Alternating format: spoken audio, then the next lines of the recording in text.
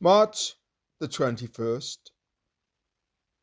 Coping with inward conflict. I can will what is right, but I cannot do it. For I do not do the good I want, but the evil I do not want is what I do. Romans chapter 7, verses 18 and 19. In Romans chapter 7, verses 14 to 25, Paul speaks in the present tense, having previously spoken in the past. I was, verse 9, gives place to I am and I do, verses 14 and 16.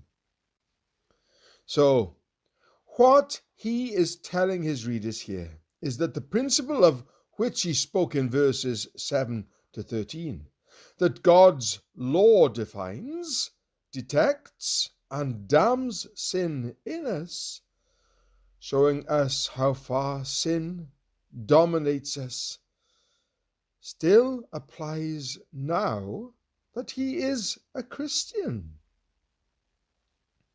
Many commentators feel that in verses 14 to 25, Paul is simply saying again in the present tense what he said in the past tense in the preceding 7 verses.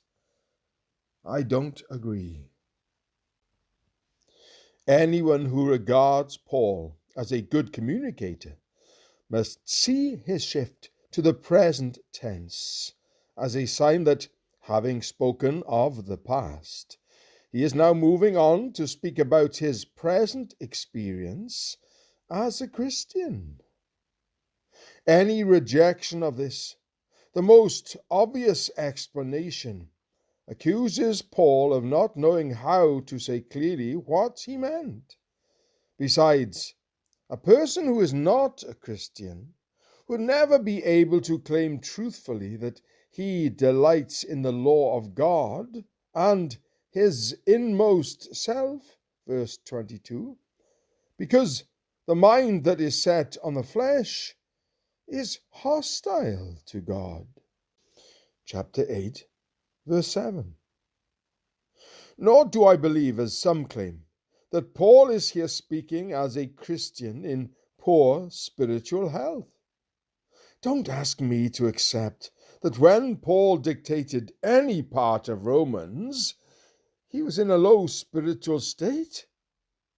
In reality, it is a mark of spiritual health passionately to desire to be perfect for the glory of God, and then to be deeply distressed when one finds that sin, though dethroned and no longer dominant, remains within, marauding and trying to regain control, so that one cannot fully achieve righteousness.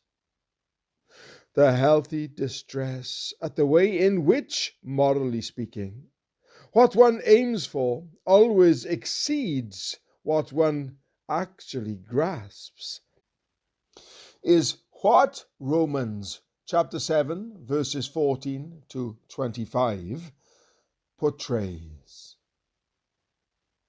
Can you recognize in your own life Paul's spiritual conflict? Read the second half of Romans chapter 7 again, using I to mean yourself. Does it ring true? Lord, when we struggle like this, it is hard to see how we can, at the same time, be more than conquerors. Romans chapter 8, verse 37.